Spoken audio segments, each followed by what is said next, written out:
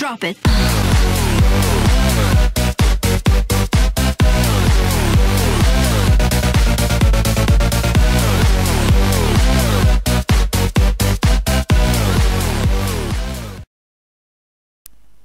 אז ככה, הסרטון שבעצם עומד לערוץ עכשיו, זה סרטון שניסיתי לעשות אותו מצחיק, אני לא יודע אם תצחקו ממנו, בכל זאת השקעתי בו הרבה מאמץ, הכנתי שם סקינים, חשבתי על מין עלילה כזאת, זהו.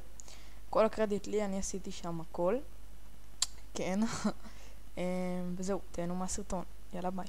יאירי, הבאתי היום עוף, אני הולכת לעשות לכם אוכל טוב.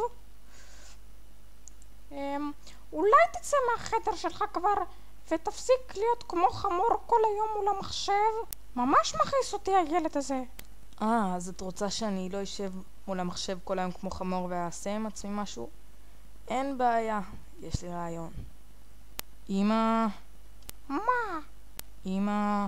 נו מה? אמא... נו מה אתה רוצה? כוס אך תקערס עם הילד הזה. נו אמא...